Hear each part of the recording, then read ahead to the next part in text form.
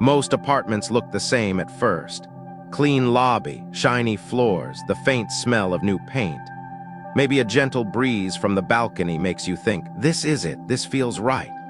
But months after moving in, something shifts. The apartment is still standing, your furniture is in place, but you feel off. You're not sleeping well, your shoulders stay tight. You start snapping over small things, and the joy that once filled this space slowly fades into background noise. The strange thing? There's no obvious reason. The plumbing works, the neighbors are polite, but your body knows what your brain hasn't figured out yet. The space around you isn't supporting you. It's draining you. This video isn't about superstition. It's about paying attention to what most people overlook. What's just outside your apartment might be affecting everything inside. It could be the humming of a power pole that keeps your nervous system on high alert, or a blocked view that makes every sunrise feel like it never fully arrives. It might even be the simple fact that you live too close to places meant for grieving, not living. We're going to walk through 7 seemingly minor but deeply influential signs around apartment buildings that over time can erode your peace, health, and sense of home. This isn't meant to scare you, but to empower you to see more clearly before signing a lease, making a down payment, or settling into a space that feels almost right. Because a home shouldn't be a place where you just cope. It should be a place that quietly restores you. And sometimes, the loudest warnings come not from inside the walls, but from what's standing quietly outside your window. Number 1, a blocked view can also block your spirit. You might not notice it right away. The first week in a new apartment, everything feels like a fresh start. The paint is new, the furniture is in place, and the first morning light filters in through your curtains just enough to feel hopeful. But then, something slowly shifts. Maybe it's the 3rd or 4th morning when you open the blinds and realize you're looking straight into another wall, or a row of identical balconies, or worse, a dead space where nothing moves, grows, or breathes. There's no sky, no tree, no motion, just concrete. At first, it seems minor. It's just a view you tell yourself. We spend most of our time indoors anyway, but your body disagrees. You stop lingering by the window. You stop feeling drawn to that corner of the room. And over time, that blocked view becomes something heavier, an invisible pressure that settles over your shoulders, tightens your breath, and dims your mornings before they even begin. In many ways, a window is more than a source of light. It's a quiet contract between your inner world and the one outside. A view with depth, trees, sky, soft motion, allows energy to circulate not just in the room but within you. It invites air, light, and space into your body. But when all you see is obstruction, your senses begin to close. Without even realizing it, you begin to shrink into yourself. You start turning on more lamps to simulate brightness or buying plants to fill the void. But nothing truly replaces that natural connection you've lost. For older women especially, those who have worked, raised families, perhaps now living alone, home becomes more than shelter. It becomes reflection, a mirror for how they feel, think, and care for themselves. And waking up to a blank, lifeless view sends a message to the soul. Stay small, stay inside, don't reach. It's subtle, but it's constant. You begin to avoid that room. You stay in the kitchen longer. You linger in bed because nothing pulls you toward the day. You might even feel guilty. Why am I so tired all the time? Without realizing your home is slowly dulling your energy at the source. It's not dramatic to say this matters.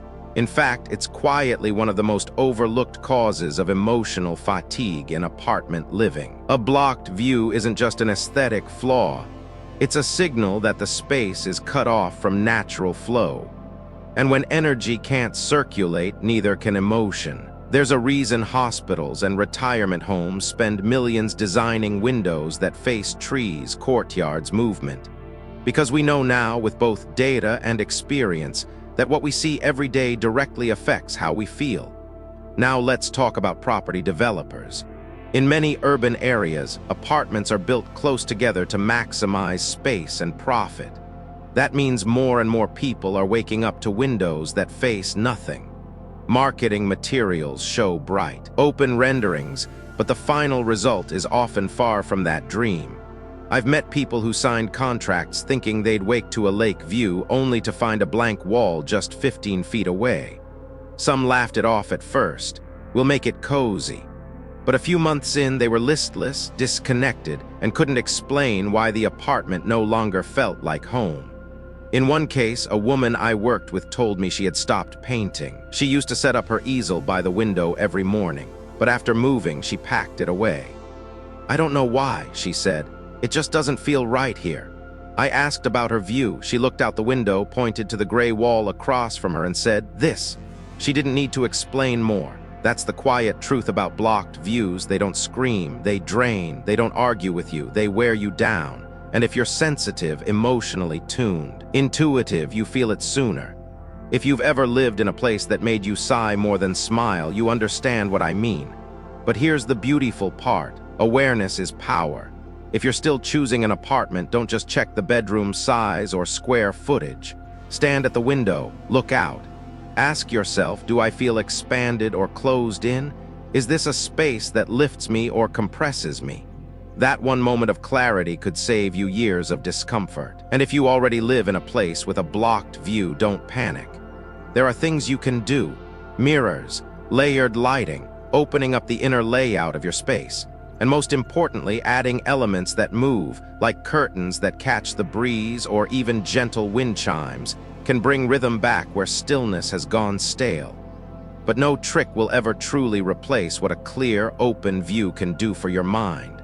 We were not designed to live in boxes. We were designed to see far, breathe deep, and feel the rhythm of day and night shift through the windows of our lives. So ask yourself honestly, what is your view giving you or taking from you every single day?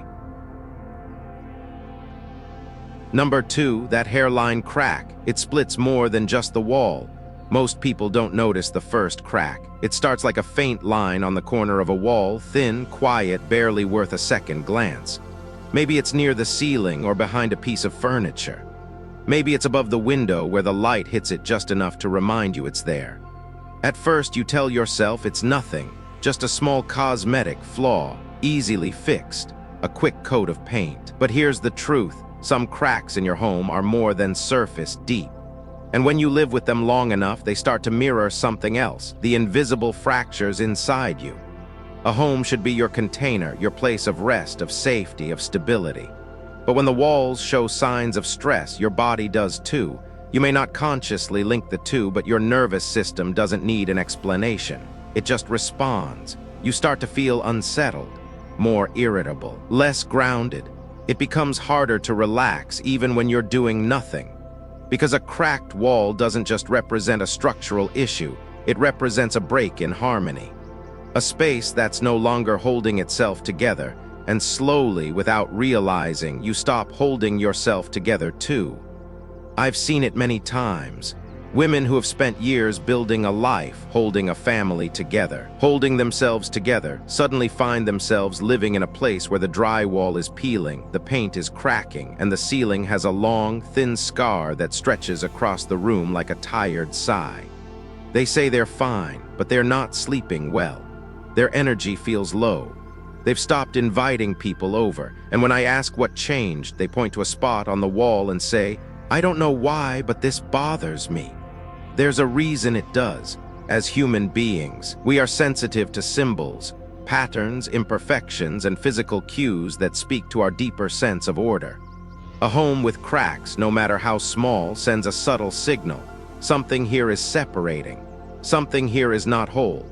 And when you live with that message every day, it starts to land not just in your eyes, but in your bones. You start to wonder why you feel more anxious than usual. Why you walk past the living room instead of sitting in it. Why your mornings feel heavier than they should. This isn't superstition. It's subtle psychology.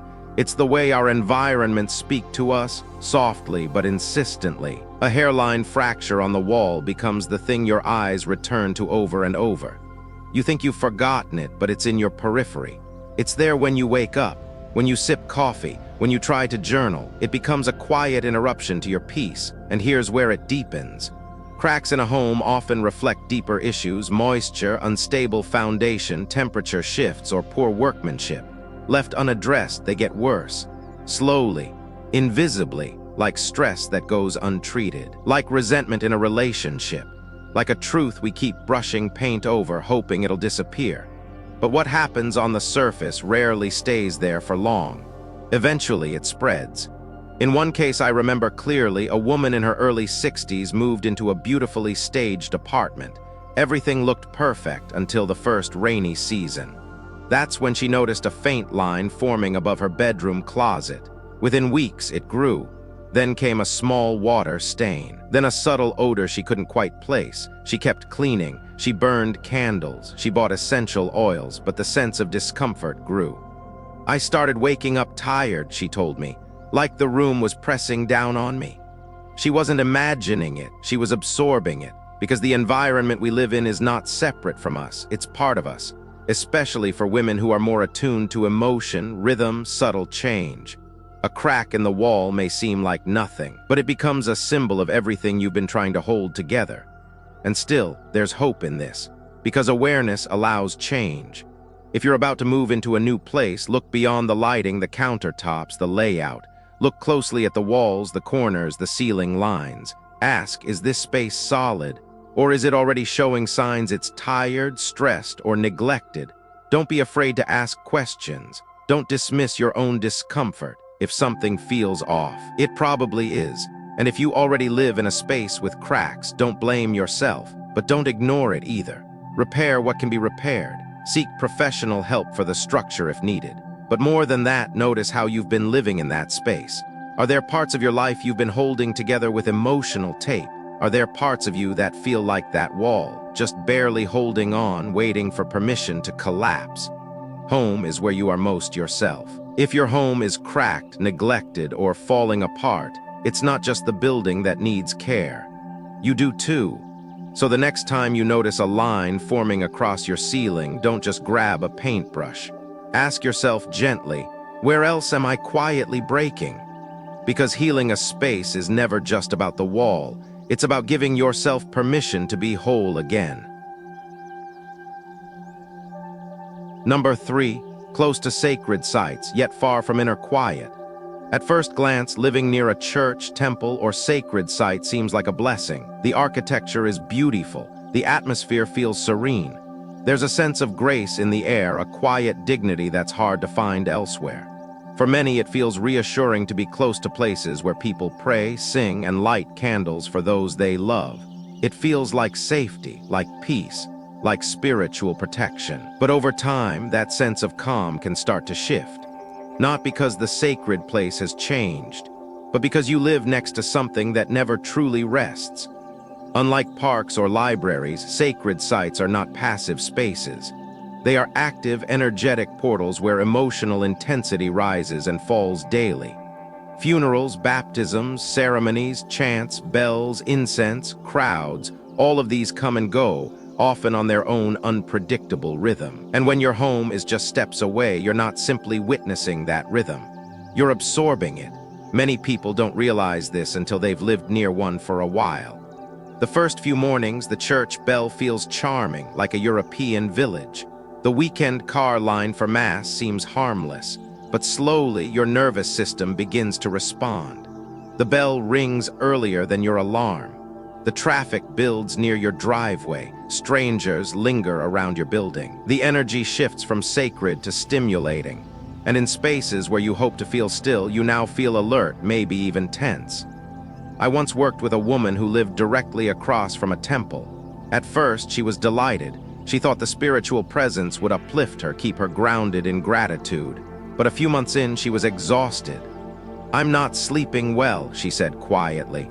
"It's always busy, always something going on." The problem wasn't the temple, it was proximity. She wasn't visiting a sacred space. She was sharing a wall with one, and those are two very different experiences, because sacred spaces are filled with emotion. Grief, hope, devotion, surrender.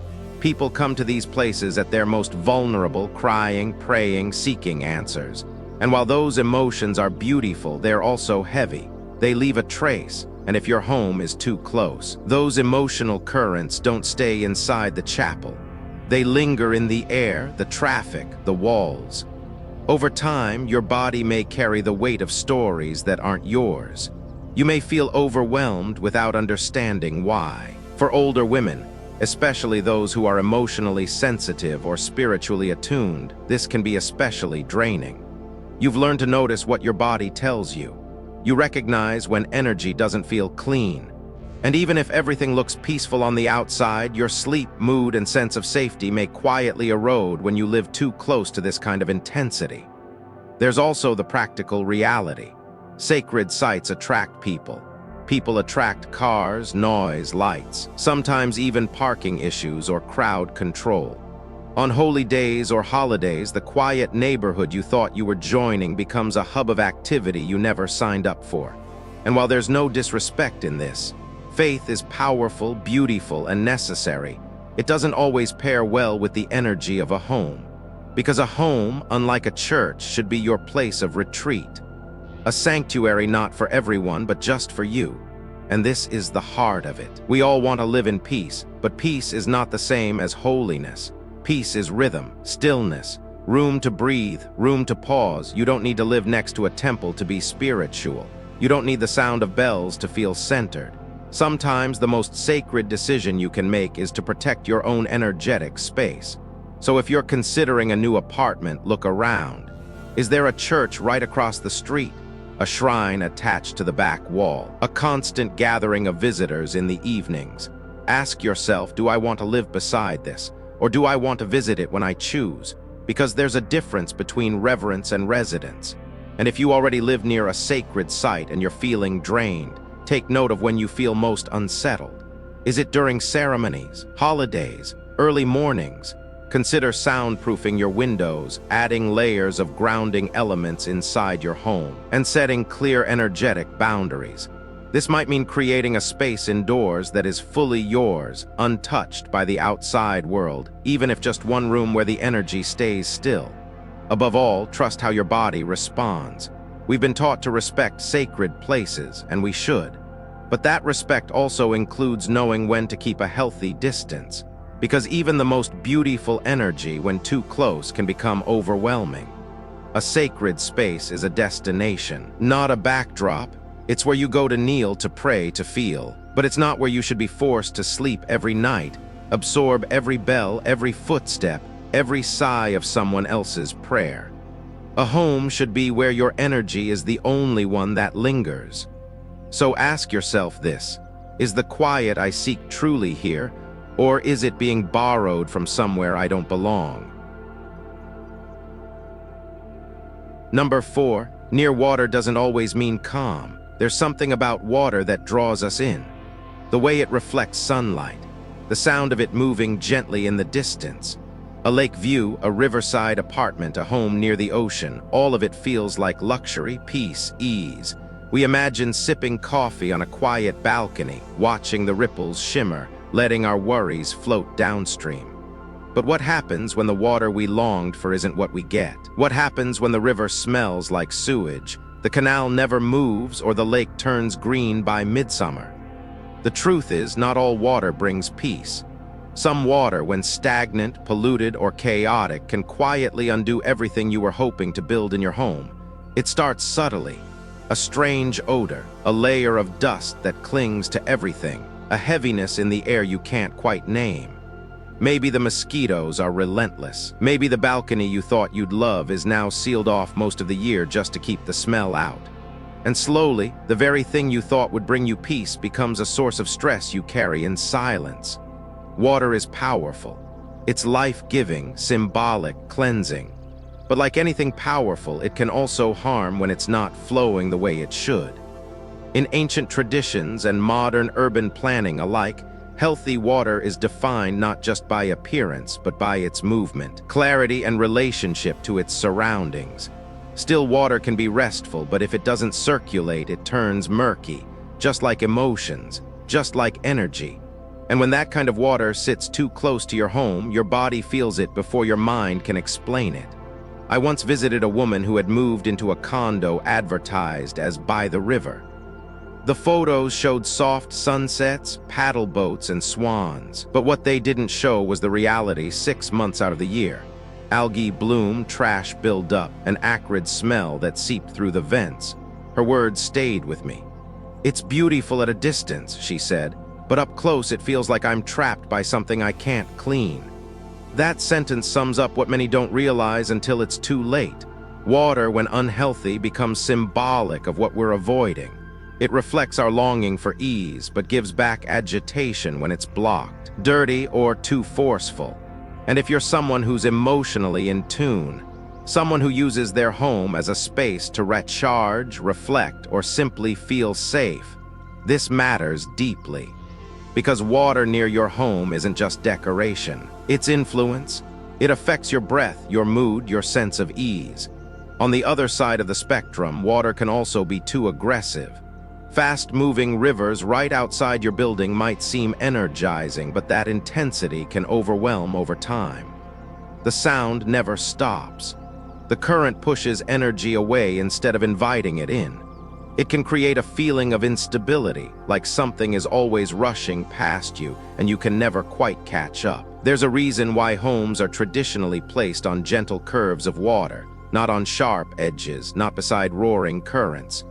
Because calm doesn't come from movement alone, it comes from harmony between movement and rest.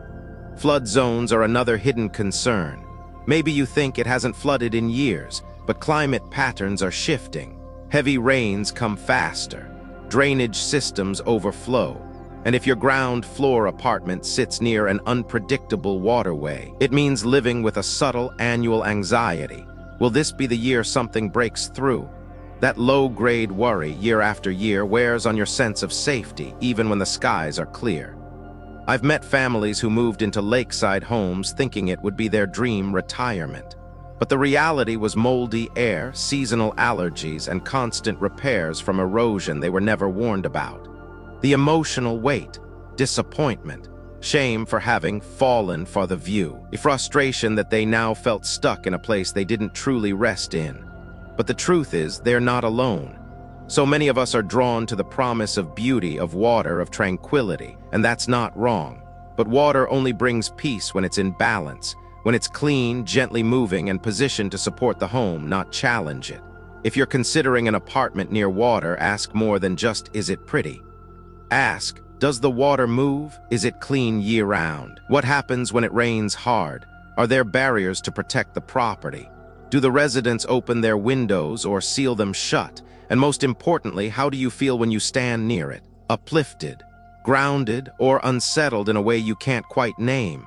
And if you're already living near water that drains you instead of replenishing you, there are things you can do. Add plants that help purify the air. Use calming textures indoors to bring softness where outside feels too sharp. Play soundscapes inside that balance out what the environment lacks. And stay honest with yourself about how the space truly feels. You're not imagining it. The body never lies. Because home is not just where you sleep. It's where you breathe every hour, every day. And if the water near your home isn't helping you breathe better, then it's worth rethinking how much peace it's truly bringing. Ask yourself gently, is the water outside my home reflecting the calm I seek, or just the illusion of it? Number 5, power poles and substations, the humming you can't escape. You don't always hear it at first. It's not a loud sound, more like a hum, low and constant, barely there. Some describe it like an old refrigerator.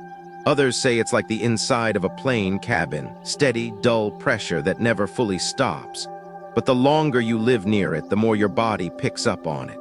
You lie in bed at night, trying to relax, and something won't let you settle. Your ears aren't ringing, but they are not quiet either. Your thoughts race. Your sleep feels shallow, and the strange part, you don't know why, until one day you look outside your window and there it is. A massive transformer box just yards away, a towering substation surrounded by wire fencing, or maybe a line of high-voltage power poles slicing through the sky, always present, day and night, rain or shine. You didn't notice it when you first moved in. Maybe it wasn't in the listing photos. Maybe you just didn't think it mattered, but now it does. Because your nervous system has been trying to tell you what your eyes missed. This place is loud, even in silence. Living near intense electrical infrastructure isn't just a visual issue, it's an energetic one. These structures emit electromagnetic fields that don't stop at the property line. While science continues to debate long-term exposure risks, real-life experience speaks volumes. People report chronic fatigue, headaches, anxiety, and disturbed sleep. And whether it's psychosomatic or environmental, the result is the same. Your home stops being a place of rest. I once sat with a retired couple in their living room, cozy furniture, soft music playing, sunlight through the blinds. It should have been peaceful, but the husband kept rubbing his temples. The wife had trouble focusing. "We feel edgy," she admitted, "like something's pressing in but nothing's actually happening." I stepped outside. A massive substation sat just 50 feet from their building. That was the hum, the weight, the invisible presence they couldn't name. It's not that these structures are evil. They're necessary for the city to run. But like all powerful systems, they're meant to be kept at a distance. A substation or power pole might be functional, even vital, but that doesn't mean it belongs right outside your window. The problem isn't power, it's proximity. And proximity changes everything.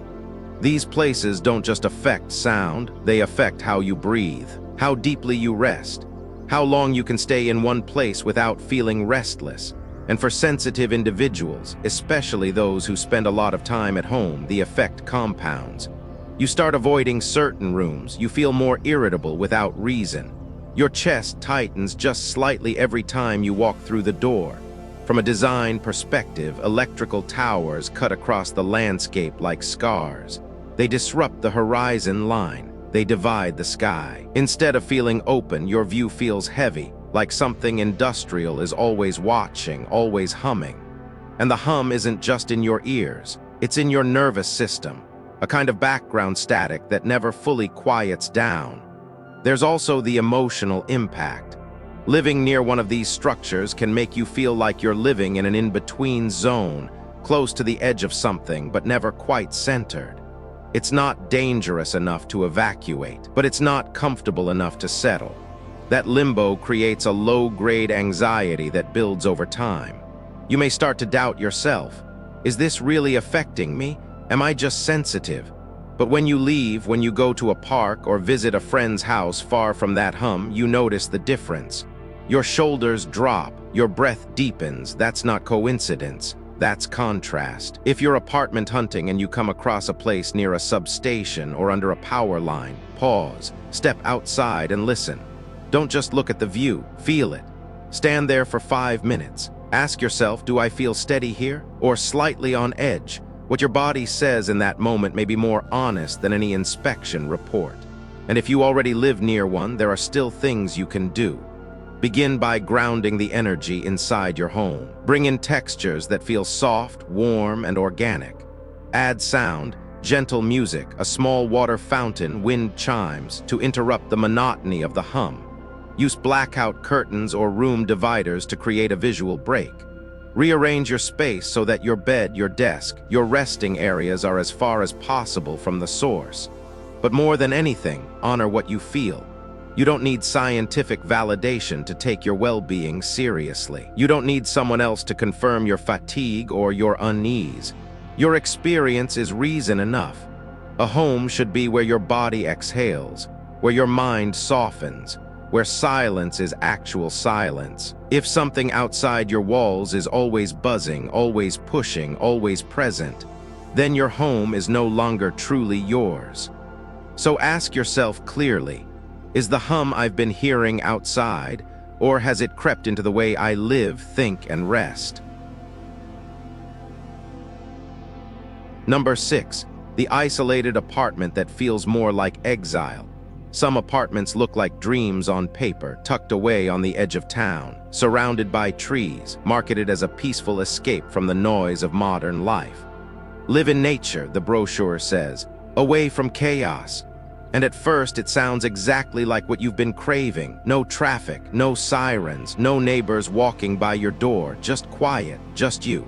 But here's what they don't tell you sometimes. Too much quiet doesn't feel like peace, it feels like being forgotten. There's a difference between solitude and isolation. Solitude is chosen, it's nourishing, but isolation creeps in when connection is no longer available. When you step outside your door and there's no one, no cafe down the block, no dog walkers, no human rhythm, just empty sidewalks and a wind that feels like it's moving through a place no one lives in. What was sold as a sanctuary now feels like a set built for someone else's life. I've spoken to women who have moved into these so-called retreats on the edge of town, expecting rest, clarity, maybe a slower pace to match a new season of life. But a few months in, the silence turned from soothing to stifling. The nearest grocery store was 15 minutes away. The community center was too far to walk. There were no faces at the mailbox, no sense of neighborhood. One woman said, "I started talking to myself out loud just to hear a voice." And that wasn't metaphor. We are not meant to live in constant noise, but we're not meant to vanish either. A good home isn't just where you close the door, it's where you open your life slowly to the world around you. It's where you can wave to someone across the hall, where the sound of a child's laugh from the courtyard reminds you that the world is still spinning, still soft, still shared. Without that, the days blur, the silence swells, and the space you once called peaceful begins to feel like distance you didn't choose. There's also a hidden weight that comes with practical inconvenience. No matter how beautiful the apartment is, if everything you need, groceries, healthcare, community, is 20 or 30 minutes away, it chips away at your sense of independence, especially as we age. What feels manageable today may feel overwhelming tomorrow, and suddenly, the view you once adored becomes the wall between you and the life you truly want. Even more, isolated buildings are often less maintained. They don't attract foot traffic, attention, or reinvestment. Landscaping slips. Repairs take longer. The sense of being left behind isn't just emotional, it becomes physical. You notice the hallway lights flicker longer, packages sit untouched. The building feels like it's holding its breath, and so do you. If you're searching for a new apartment, ask more than just, is it quiet? Ask, is it alive? Is there community here? Is there movement, rhythm, even softness in how people show up for one another? A peaceful space isn't just defined by what you're escaping, it's defined by what you're still connected to. You don't need a busy street, but you do need life near your life. And if you already live in an isolated apartment that's beginning to feel more like exile, start small. Create pockets of presence inside. Keep lights warm, not sterile. Open your blinds even if no one's outside. Add reminders of human joy, photos, music, even the radio playing softly while you cook, and reach outward. Join something, even virtually, that brings a shared rhythm back into your day. Because a home isn't just walls and windows. It's a conversation between you and the world. And if that conversation has gone silent, it may be time to ask, did I choose peace? Or did I accidentally choose to disappear? Number 7. When the building sends warnings, believe them. Some spaces whisper before they scream. A flickering hallway light that never stays fixed. An elevator that breaks down again and again. A wet stain on the ceiling that grows even after repairs. A faint smell in the lobby that no one can quite name.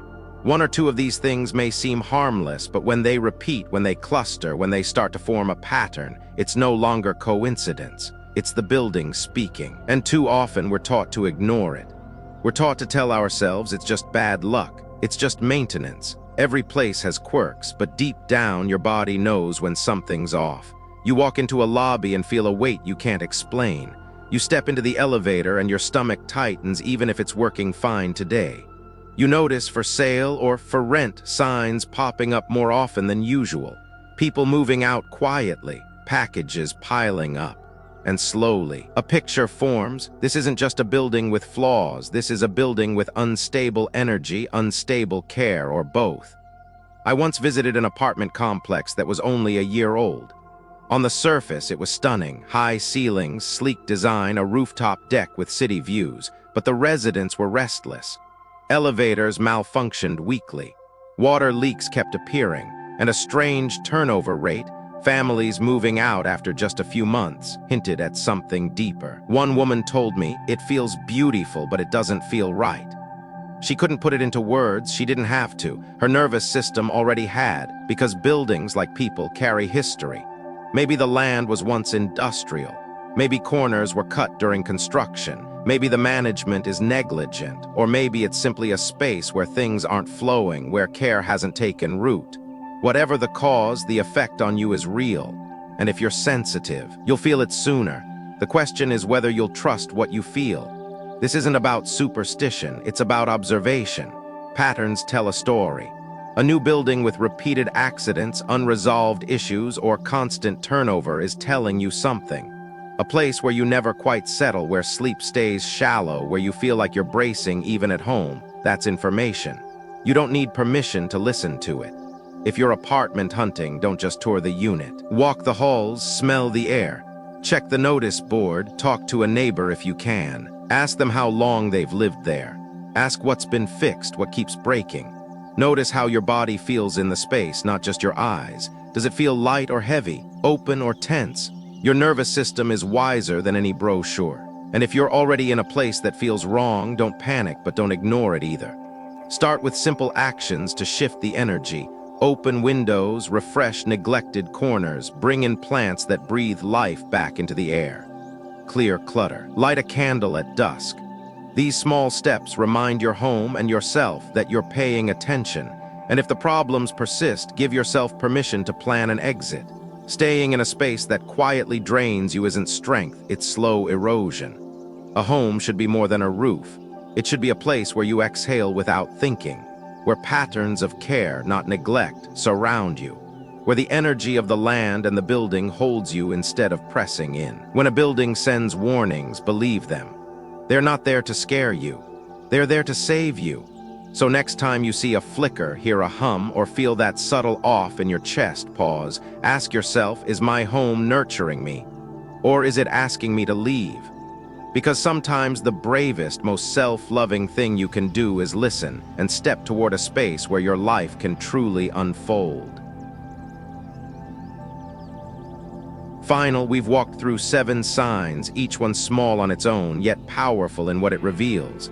A blocked view, a tiny crack in the wall, a sacred space too close, a river that never breathed, the constant hum outside your window, the isolation that poses as peace. And finally, a building that keeps showing you in quiet ways that something is not right. These aren't just features of a property, they are signals. Patterns, clues that your environment is either supporting you or slowly pulling at your energy, your rest, your clarity. You don't need to believe in anything mystical to feel this. You just need to pause long enough to notice what your body, your breath, and your mood have already been trying to say. Because where you live isn't just where you sleep, it's where you heal, where your thoughts soften, where your voice is allowed to be quiet. And if your home becomes a place of effort instead of ease, then the where shows up everywhere else. In your sleep, your energy, your connection with others, even your sense of direction in life. What you surround yourself with, what you wake up to, look out at, and fall asleep near, shapes who you become. So if you've watched this far, I want to thank you. Not just for your time, but for the care you're giving your space, your energy, your future. That alone already tells me something about you. You're not just looking for a place to live. You're learning how to live well, and that is something to be proud of. May the next space you choose feel like alignment. May it hold you gently without noise. May it reflect the version of you that's ready for stillness, joy, and deep renewal. And until then, take your time, watch more closely, and trust what your body already knows. Peace is never far when you stop settling for less than what supports your soul.